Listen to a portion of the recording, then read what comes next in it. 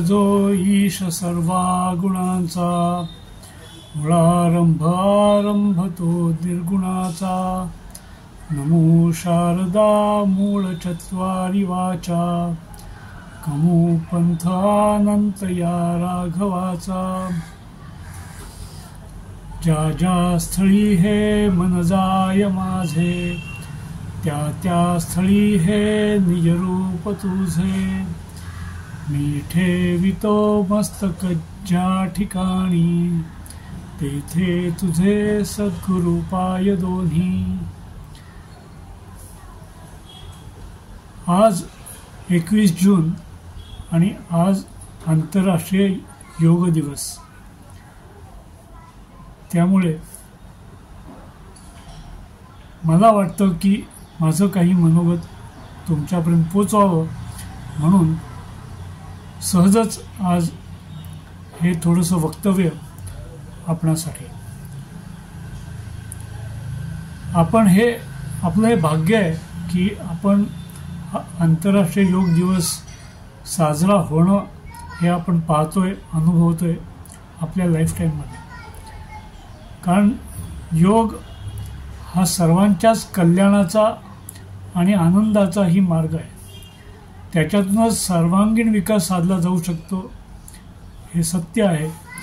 त्यामुळे ज्या ज्या लोकांनी सर्वांगीण आणि सर्व मनुष्य जातीचा विचार केला आहे आणि त्या दृष्टीने राजकारणही केलं आहे, अशा लोकांनी योग प्रत्यक्ष जरी अनुभवला नसला किंवा योगाचा अभ्यास केलेला जरी नसला तरीसुद्धा त्यांच्यामधून योगाचीच तत्त्व ही उजागर होतात हा अनुभव आहे. म्हणूनच योग हा केवळ एखाद्या व्यक्तीचा, संप्रदायाचा किंवा भूप्रदेशाचा विषय नसून हा प्रत्येकाच्या कल्याणासाठी आचरला जावा असा हा विषय आहे. आणि म्हणूनच हे सत्य आहे की हा विषय भारताकडून प्रसृत होतो आणि झालेला आहे. गेले कित्येक वर्ष, कित्येक दशकं, कदाचित शतकंही हा प्रचार प्रसार भारताच्या माध्यमातून होतोय हे आपलं भाग्य आहे. आणि म्हणूनच तो प्रत्येक भारतीयाचा वारसाही आहे आणि अधिकारही आहे. आणि म्हणूनच मला असं वाटतं की योगाबद्दल माहिती असणं, योगाचा अभ्यास करणं, प्रचार प्रसारही जमेल तसा करणं हे प्रत्येक भारतीयाचं मानसिक, कौटुंबिक, व्यक्तिशः, सामाजिक, राष्ट्रीय कर्तव्य आहे असं मला म्हणावंसं वाटतं. आता मी म्हणतोय म्हणजे काय मोठंच काहीतरी सांगतोय असं त्याचा अर्थ नव्हे, पण इथे मी माझं वक्तव्य सांगतोय त्यामुळे माझा प्रामाणिक जो विचार आहे तो आपल्यासमोर मांडण्याचा मी प्रयत्न करतो.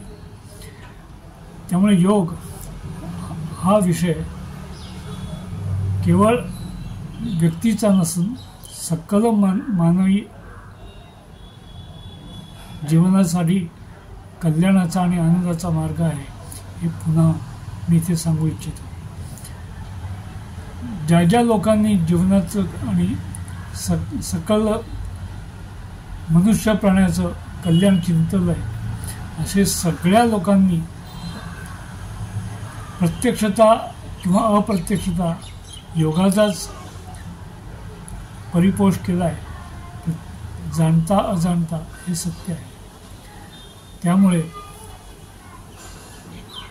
प्रत्येक भारतीयाला हा अभिमान असायला पाहिजे की आपल्या लाईफटाईममध्ये आपण आंतरराष्ट्रीय स्तरावर संपूर्ण अनेक देशांमध्ये योगाभ्यास केल्याची चित्र आपण पाहत असतो आणि हा खरंच चांगला भाग आहे. पण योगाचा अभ्यास करणं, योग समजून घेणं हे प्रत्येकाच्याच काही आवाक्यातली गोष्ट नाही आहे.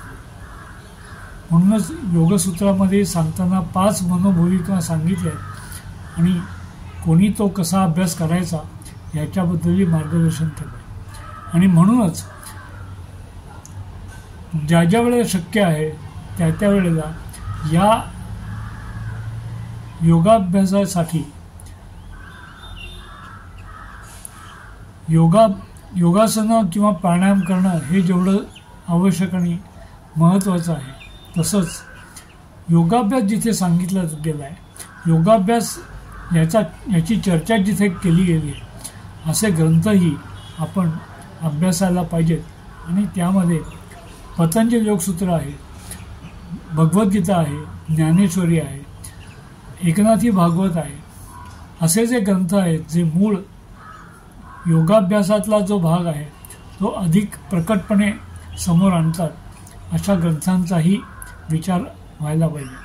हठयोग प्रदीपिका, घेरंड संहिता, शिवसंहिता अशा संहितांचाही इथे उल्लेख करणं आवश्यक आहे. त्यामुळे योगाभ्यासाच्या दिवशी योगासनं करणं, प्राणायाम करणं, अनुलोम विलोम करणं हे उत्तम आहेच, पण त्याचबरोबर यम नियम, आसन, प्राणायाम, प्रत्याहार, धारणा, ध्यान, समाधी अशा अष्टांग योगाचाही विचार आणि तो विचार आपण आपल्या जीवनामध्ये अभ्यासायला पाहिजे. किंवा ते शक्य नसेल तर त्याचा ध्यास कधीतरी आपण तो आचरण करू, कधीतरी आपण त्याचा विचार करू, असा ध्यास ठेवणं हे आवश्यक आहे. कारण योगातूनच सगळ्यांचं मंगल आणि कल्याण हे होऊ शकतं. ज्या वेळेला भगवद्गीता सांगितली गेली त्यावेळेला अर्जुनाला तू उत्तम योगी हो असं भगवंतांनी नाही सांगितलं, पण उत्तम योगी हो असं मात्र आवर्जून सांगितलं. कारण अर्जुनाकडनं केवळ युद्धाची अपेक्षा नाही आहे, तर सगळ्यांच्या कल्याणाची अपेक्षा आहे.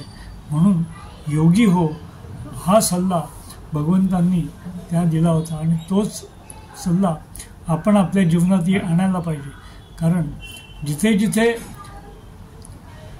जीव ओतून काम करणं आहे, जिथे ध्येयनिष्ठेने काम करणं आवश्यक आहे, त्या सगळीकडे प्रत्यक्षता किंवा अप्रत्यक्षता, जाणता किंवा अजाणता आपण योगाभ्यासच करत असतो आणि योगाभ्यासच प्रत्यंतर घडवत असतो. त्यामुळे आपण आजच्या या योग दिवशी, आंतरराष्ट्रीय योग दिवशी आपण योगी होऊ असा संकल्प करूया. नमस्कार. चहा घेता सहजच या सदराचीही आज सुरुवात होते आणि ते करता करताच हे विचार सुचले म्हणून आपल्यासमोर मांडले.